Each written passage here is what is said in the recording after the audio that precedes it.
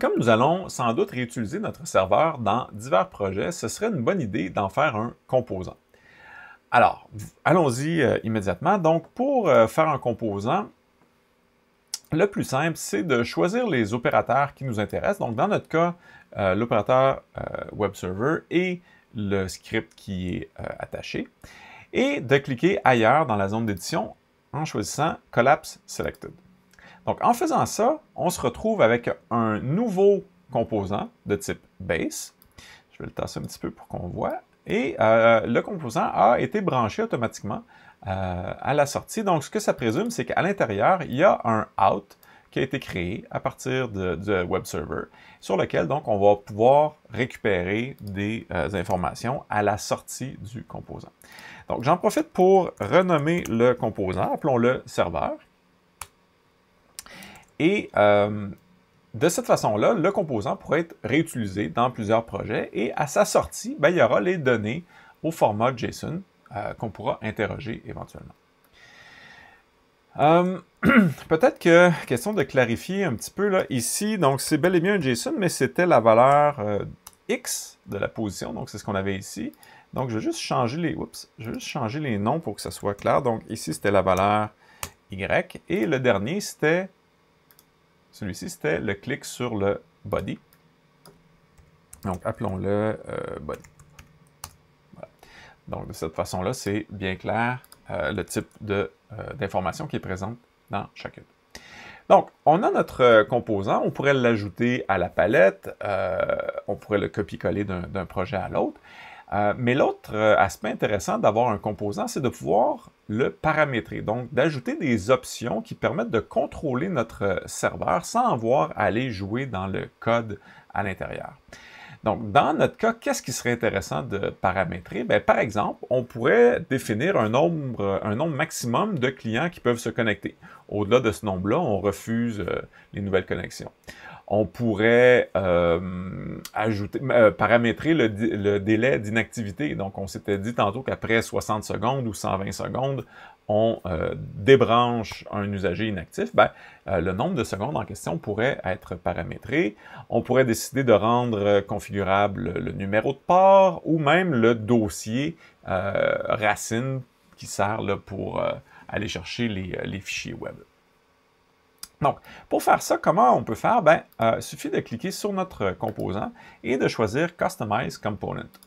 Et ça nous donne une fenêtre supplémentaire dans laquelle on peut ajouter des paramètres additionnels sur notre composant. Donc, allons-y pour ceux que je vous ai proposés. Donc, le premier, ça pourrait être, par exemple, max client, donc le nombre maximum de clients autorisés à se brancher simultanément. Donc, le type de données, ce sera un entier, int ou integer. Et on peut ensuite cliquer sur Add Par pour ajouter le paramètre. Donc, le nom du paramètre, il commencera toujours par une lettre majuscule. Ça permet de différencier les paramètres personnalisés des paramètres qui sont déjà présents dans l'application par défaut. Le label ou l'étiquette, c'est ce que l'usager va voir. Donc, on peut se permettre ici des espaces, des caractères accentués et ainsi de suite. Donc, le nombre maximum de clients, dans notre cas, on pourrait peut-être le mettre à 20, je ne sais pas, ça dépendra de vos besoins, en disant que le maximum est à 100, par exemple. Ensuite, on pourrait ajouter, comme je vous disais, un délai d'inactivité, donc on pourrait appeler ça délai. Dans ce cas-ci, c'est un nombre de secondes. Est-ce qu'on veut être très précis puis permettre des secondes décimales? Peut-être, donc je vais prendre un nombre à virgule flottante. Et je clique encore une fois sur Add Par. Donc, le délai ici, tiens, je vais l'appeler délai d'inactivité pour que ce soit clair pour l'usager. Et le nom qu'on pourrait utiliser en programmation, c'est le nom court qui est délai, tout simplement. Encore une fois, la valeur par défaut, est-ce que c'est 120 secondes? 2 minutes d'inactivité après quoi on débranche. Et on peut encore une fois définir un minimum et un maximum, peu importe. Donc, on a maintenant un délai. On pourrait aussi ajuster le port. Donc, par défaut, on est sur le port 9980, mais peut-être qu'on pourrait rendre ce paramètre-là modifiable. Donc, dans ce cas-ci, c'est un entier. Et on ajoute le paramètre. Donc, la valeur par défaut, on va laisser 9980. le minimum 0, et je crois que le maximum pour un port, c'est 65 535 de mémoire. Voilà. Ensuite, un petit dernier, ça pourrait être le nom du dossier qu'on considère être la racine de notre dossier web. Donc, appelons-le dossier, et dans ce cas-là, ce sera carrément un type folder. Et en choisissant folder, si on clique sur le petit plus à côté du champ, on pourra aller chercher le dossier. Donc, dossier web, peut-être qu'on peut, on peut l'appeler par défaut. Bon, on a dit que c'était 3W. Voilà.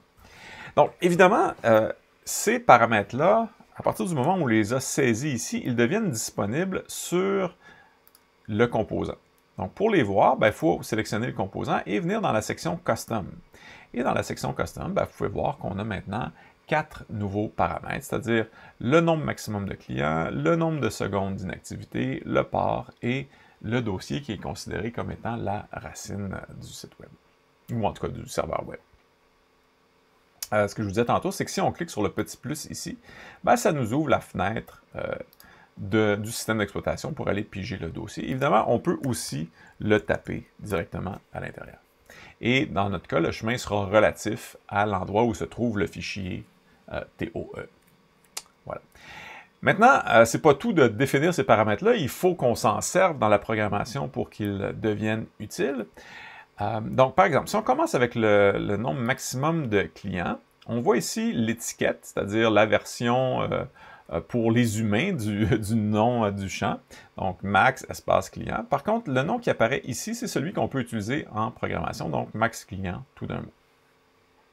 Donc, où est-ce qu'on pourrait définir ça? On va aller voir dans notre code Python. Donc, je reviens sur le Web Server Callbacks et je vais choisir Edit Contents.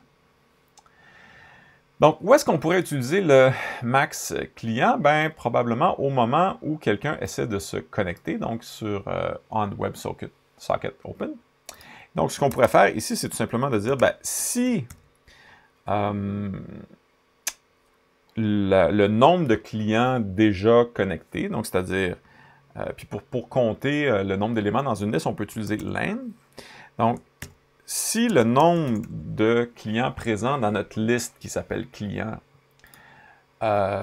c'est plus grand que le maximum, on va empêcher la connexion. En fait, on pourrait peut-être même faire mieux, on pourrait dire plus 1. Donc, si le nombre actuel, plus 1, c'est-à-dire la nouvelle connexion qui vient de déclencher le On WebSocket Open, ça dépasse le maximum, on va refuser la connexion, tout simplement. Donc, dans ce cas-là, pour trouver notre paramètre, on va aller sur le parent. Donc, le parent, dans ce cas-là, c'est le composant serveur. Et le parent aura une propriété par qui contient tous les paramètres. Et là-dedans, on va trouver max client. Donc, dans ce cas-ci, si le nombre de clients existants plus 1, c'est plus grand que le maximum qu'on a défini, on va tout simplement débrancher l'usager.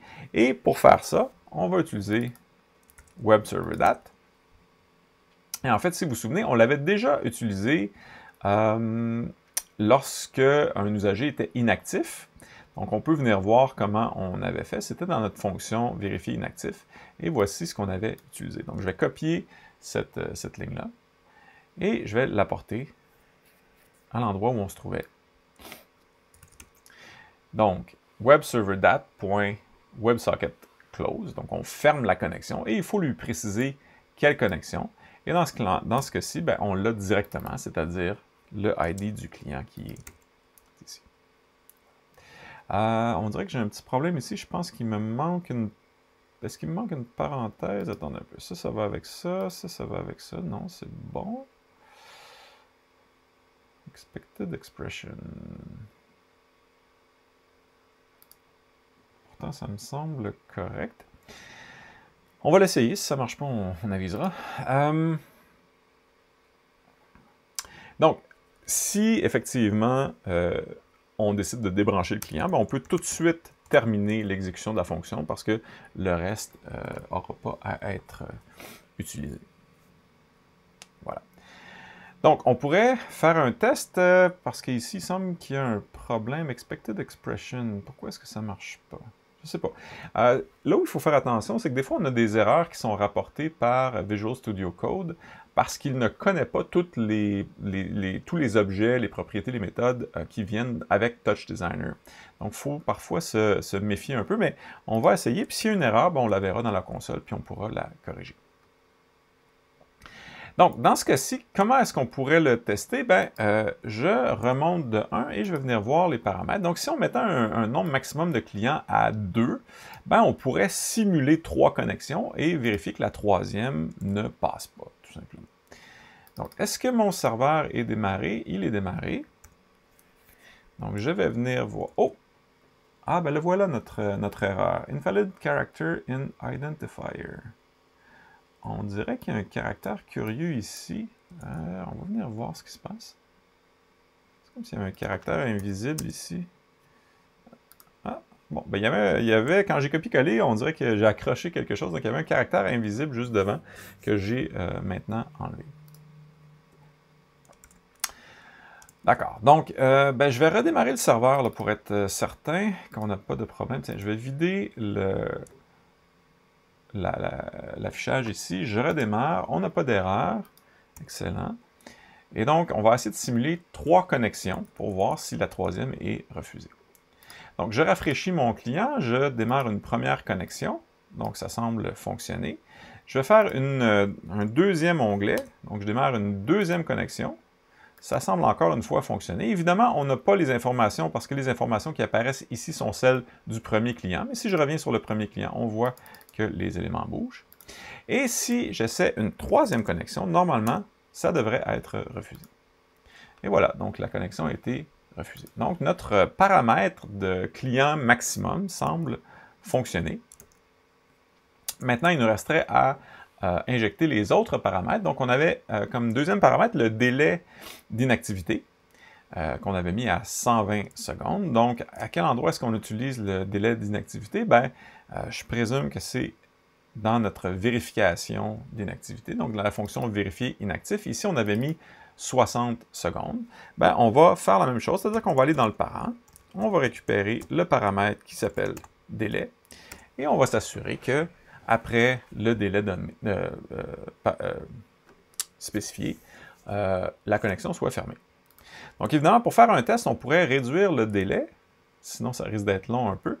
Donc je propose qu'on réduise le délai d'inactivité à 5 secondes. Et je vais fermer les autres ici. Donc je rafraîchis, j'ai une seule connexion. Donc, je me connecte. Normalement, si je suis actif, il ne devrait pas y avoir de problème. Donc, je suis capable de rester plus que 5 secondes tant que je suis actif. Par contre, si j'arrête et qu'on compte 5 secondes, ben, normalement, je devrais être débranché, tout simplement. Voilà. Donc, le serveur m'a débranché et ça semble correspondre aux 5 secondes paramétrées. Donc, le deuxième paramètre semble fonctionner. Notre troisième paramètre, c'était le port. Donc là, dans ce cas-ci, le port, c'est un peu différent parce qu'il a été défini déjà. En fait, c'est déjà un paramètre de notre serveur web. Donc, évidemment, on pourrait demander à l'usager de venir faire le changement ici, mais c'est peut-être plus simple si toutes les options de configuration sont au même endroit dans le composant. Donc, pour comment dire, utiliser le paramètre qu'on a défini dans le composant parent, ben, on peut tout simplement ici, au lieu d'utiliser une valeur statique, utiliser une expression. Et on fait la même chose. On va voir le parent dans sa liste de paramètres et on utilise port. Et en faisant ça, vous voyez que la valeur est bel et bien de 99,80, celle qui était par défaut. Qu'est-ce qui nous reste comme spécification? Bon, on a le dossier web. Donc, allons-y. Dans ce cas-ci, le nom à utiliser ou l'identifiant à utiliser en programmation, c'est tout simplement dossier. Donc, on va venir ici. Et je présume que dans ce cas-là, c'est lorsqu'il y a une requête HTTP. On avait utilisé ici les 3 W. Ben, on va tout simplement faire la même chose. Donc, parent.par.dossier. Et donc, ça devrait nous permettre d'utiliser un autre dossier. Par contre, si on utilise la valeur par défaut, ben, ça devrait tout simplement continuer de fonctionner. Alors, si je reviens dans Chrome et que je rafraîchis, ben, on a été capable de récupérer la page. Donc, c'est bon signe. Par contre, si je... qu'est-ce qu'on pourrait faire? On pourrait faire une erreur ici, donc mettre www2 et essayer de récupérer la page. Et vous voyez que cette fois-ci, on a une erreur parce qu'il n'y a pas de dossier qui s'appelle www2. Donc, tout ça semble correctement fonctionner. Alors, l'intérêt pour nous d'avoir un composant, ben, il est double, c'est-à-dire d'abord pouvoir offrir des options de configuration centralisées sur tout le composant aux utilisateurs qui voudraient utiliser ce composant-là, incluant nous dans le futur, donc ce sera assez simple de faire des modifications. Et surtout, pouvoir copier-coller ou sauvegarder ou exporter le composant et l'utiliser dans des projets futurs.